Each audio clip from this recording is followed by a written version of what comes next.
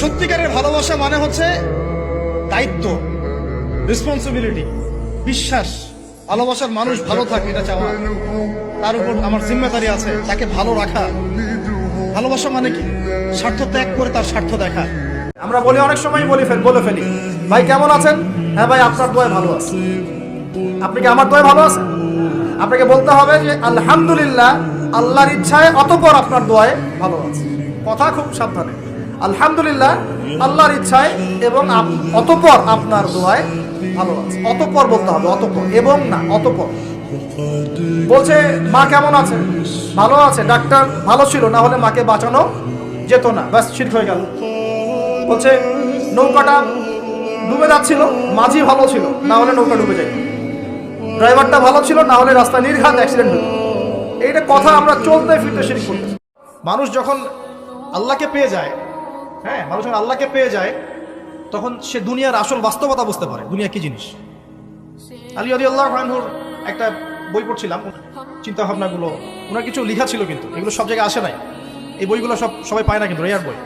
ওখানে দুনিয়ার এক্সাম্পল দিচ্ছেন উনি বলছেন দুনিয়া এমন জায়গা যেখানে কেউ যদি ডুব দেয়, সমুদ্রে ডুব দেওয়ার মতো জাস্ট ডুব দেয়, তাহলে তার আমল, যত নেক আমল, সব আমল কমে আসবে। এটা কিন্তু বাস্তব। তিনি বলছেন দুনিয়া হচ্ছে সাপের মতো। কেমন? সাপের মতো, ধরতে নাকি খুব সফট লাগে, কিন্তু এর বিষ যদি একবার ঢুকে দেয় শরীরে, আর রেহাই নাই। কথাগুলোর গভীরতা অনেক। এক জায়গায় লিখছেন উনি যে আমি দুই শ্রেণীর মানুষকে নিয়ে খুব সমস্যা আছে। এক শ্রেণী হচ্ছে যারা জাহেল আবেদ, মানে ইবাদত করে, অনেক ইবাদত করে কিন্তু জাহেল। আর এক শ্রেণী হচ্ছে যারা ব্যক্তিত্বহীন আলেম, এদেরকে নিয়ে আমি সমস্যা আছে। এত ভালো মানুষ হতে আল্লাহ পাক বলেন নাই। আল্লাহ পাক বলেছেন সৎ কাজে আদেশ করো, অসৎ কাজে কি করো? নিষেধ করো। এবং আপনি আপনার জায়গায় আল্লাহ বিরোধী কোনো কিছুকে প্রশ্রয় দিবেন না। ব্যাস, সরকার কোথায় যায় যাক, প্রশাসন কি করে করুক, ওটা আমার দেখার দরকার। সবসময় বোরখা দেখে পাগল হয়ে যাবেন না, কারণ সব বোরখার পিছনেই দিনদার মেয়ে থাকবে জরুরি না। দিনদার মেয়ে পাবেন কোথায়? তাহলে প্রত্যেক মাদ্রাসার মেয়ে দিনদার হবে নট নেসেসারি। জেনারেল শিক্ষায় শিক্ষিত মেয়েও দিনদার হতে পারে, সেও দিনদার হতে পারে, বুঝ থাকতে পারে। এটা সম্পূর্ণ ভাগ্যের ব্যাপার। কিসের ব্যাপার এটা? এর উপর আমার আর কিছু বলার নাই। এটা সম্পূর্ণ ভাগ্যের ব্যাপার।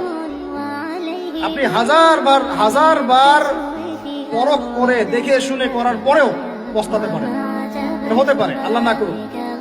এটা কিসের ব্যাপার? অতএব তাকদীর যে লিখেছেন তার সাথে যোগাযোগ করেন ইনশাআল্লাহ।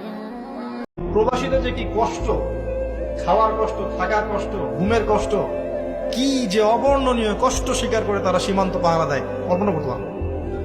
এত কষ্ট। 4 থেকে 5 ঘন্টা ঘুমানোর সময় পায়, 24 ঘন্টা কি 30 ঘন্টার মধ্যে। তার মধ্যে 1 ঘন্টা সময় দেওয়া হয়, 1 ঘন্টার মধ্যে তার খাওয়া, গোসল, তার ওই যে ইস্তেঞ্জা, তার বাসায় কথাবার্তা বলে 1 ঘন্টা। ওই যেখানে দাঁড়িয়ে আছে ওইখানেই দিন হচ্ছে রাত হচ্ছে। আপনাদের কষ্টের কথা মানুষকে বললে মানুষ বুঝবে না। কখন বুঝবে? যখন তাদেরকে ওই জায়গায় দাঁড় করা দেওয়া। কিভাবে মেয়েকে মানুষ করব, কিভাবে সতীত্ব রক্ষা করবে আমাদের মেয়েরা? যতদিন পর্যন্ত এদের হাতে মোবাইল ফোন ছিল না, ইজ্জত ঠিক ছিল। মোবাইল ফোনটা যখনই ঢুকেছে, ইজ্জত নষ্ট হয়ে গেছে। বহু মেয়ের আমি এরকম জানি, বলতে চাচ্ছি। রুহের জগতে যার সাথে যার বন্ধুত্ব, ভালোবাসা গভীর ছিল, দুনিয়াতে তার সাথে তার ভালোবাসা বেশি। এটা হয়তো জানেন না, জানতেন হাদিসটা? রুহের জগতে যদি কখনো আপনার সাথে আমার দেখা হয়ে থাকে, দুনিয়াতে আপনার সাথে আমার দেখা হবে ইনশাআল্লাহ। যে কোনো অবস্থাতে আলহামদুলিল্লাহ, আলহামদুলিল্লাহ। ভাই কেমন আছেন? আলহামদুলিল্লাহ। ভাই পরিবার কেমন আছে? আলহামদুলিল্লাহ। ভাই চাকরি কেমন আছে, চলছে কেমন? আলহামদুলিল্লাহ। ব্যবসা কেমন? আলহামদুলিল্লাহ।